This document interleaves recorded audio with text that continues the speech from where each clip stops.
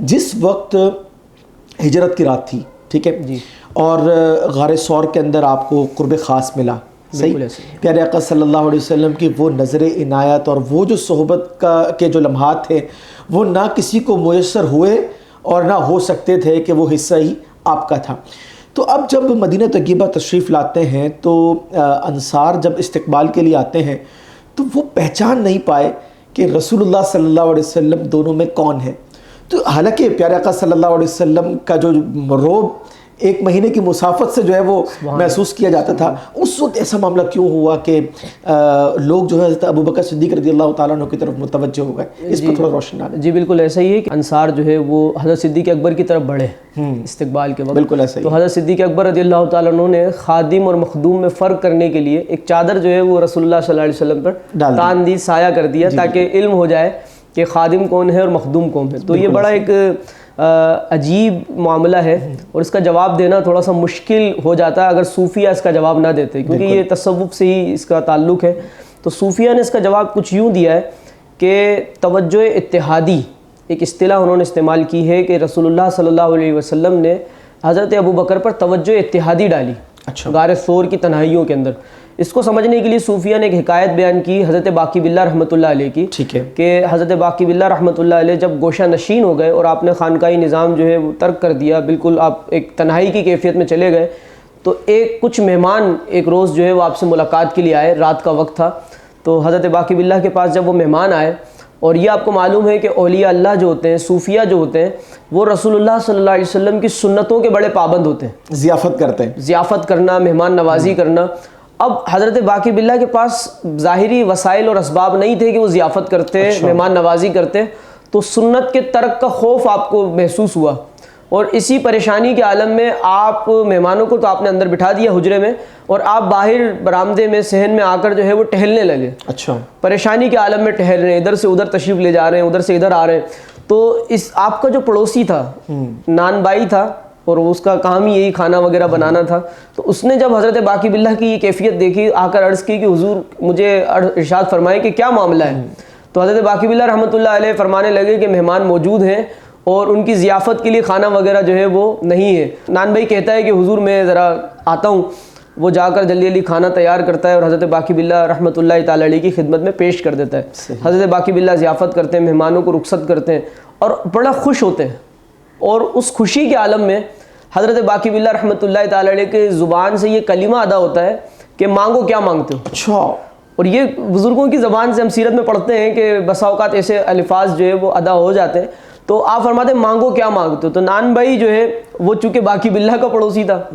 ٹھیک ہے، اتنے بڑے ولی اللہ کی اس کو صحبت میسر تھی، تو اسے مانگنے کا بھی طریقہ معلوم تھا کہ مانگنا کیا ہے، یعنی مانگنے کے لیے بھی کافی عقل اور کافی جو ہے سمجھ درکار ہے، صحبت سے آتی ہے۔ اس نے کوئی دنیا کا سوال نہیں کیا کہ مجھے مال چاہیے یا مجھے فلاں چیز چاہیے، اس نے گویا کہ اپنی آخرت کو سنوارنے کی کوشش کی، اور اس نے کہا کہ آپ مجھے باقی باللہ بنا دیں۔ اوئے ہوئے ہوئے، یعنی اپنا حقیقی فیضان عطا فرمائیے۔ جی بالکل ایسا ہی، اس نے کہا کہ مجھے آپ باقی باللہ بنا دیں۔ تو حضرت باقی باللہ رحمۃ اللہ تعالیٰ علیہ اس سے فرمانے لگے کہ یہ معاملہ میرے لیے مشکل تو نہیں ہے، لیکن تم اس کی وجہ سے جو ہے پریشان ہو جاؤ گے، تم اس کو سنبھال نہیں پاؤ گے، جو صورتحال تمہیں درپیش ہوگی تم اسے سہ نہیں سکو گے۔ تو وہ کہنے لگا نہیں، آپ مجھے باقی باللہ بنا دیں، یعنی وہ جو انوار و تجلیات تھے اس کو برداشت نہیں کر سکتے، اس کو برداشت تم نہیں کر سکتے، تم نہیں کر سکتے، یہ سٹیپ بائی سٹیپ مطلب جی میں نے قطرہ قطرہ کر کے جو جمع کیا ہے، میں اگر تم پر انڈیل دوں تو تم اس کی تاب نہیں لا سکو گے۔ ٹھیک، لیکن وہ بضد رہا، اور اس نے کہا کہ چونکہ آپ نے کہا ہے کہ مانگ کیا مانگتا ہے، تو میں نے مانگ لیا ہے، اب آپ مجھے دے دیں، اگر میرے نصیب میں مرنا ہی ہے تو میں باقی باللہ بن کے مر جاؤں گا۔ سبحان اللہ۔ تو حضرت باقی باللہ رحمۃ اللہ تعالیٰ علیہ اسے کمرے میں لے گئے، اور کمرے میں لے جانے کے بعد صوفیہ فرماتے ہیں کہ آپ نے اس پر توجہ اتحادی ڈالی۔ اچھا، اب یہ توجہ اتحادی کو میں تھوڑا سا یوں سمجھا سکتا ہوں کہ اپنی روح کے شیخ جو ہے اپنی روح کے انوار مرید کی روح میں منتقل کرتا ہے۔ اچھا، تو صورتاً بھی مرید جو ہے شیخ کے مشابہ ہو جاتا ہے، اچھا، ظاہراً بھی جو ہے مرید جو ہے وہ شیخ کے مشابہ ہو جاتا ہے۔ تو حضرت باقی باللہ رحمۃ اللہ تعالیٰ علیہ نے اپنی روح کے انوار اس کی روح میں منتقل کیے، اور جب آپ کمرے سے باہر تشریف لائے تو اس شخص کے ساتھ 2 باقی باللہ تھے، دیکھنے والوں کے لیے 2 باقی باللہ تھے، فرق صرف اتنا تھا کہ جو اصل باقی باللہ تھے وہ تو ہوش کے عالم میں تھے، اور جو نان بھائی تھا وہ بے ہوش تھا۔ ٹھیک، اور کچھ دن میں ایسا ہی ہوا جیسا کہ باقی باللہ رحمۃ اللہ تعالی علیہ نے فرمایا تھا کہ وہ انتقال کر گیا. تو یہ ہے توجہ اتحادی کہ اپنی روح کے انوار جو ہے منتقل کر دینا اپنے مرید کی روح کے اوپر, اسے توجہ اتحادی کہتے ہیں. اور بڑا پیارا نقطہ صوفیہ نے لکھا اس ہجرت والے واقعے کے جواب میں. وہ فرماتے ہیں کہ حضور علیہ الصلاۃ والسلام کی امت کا ایک ولی اتنی چھوٹی سی خدمت پر اتنی بڑی سخاوت کر سکتا ہے,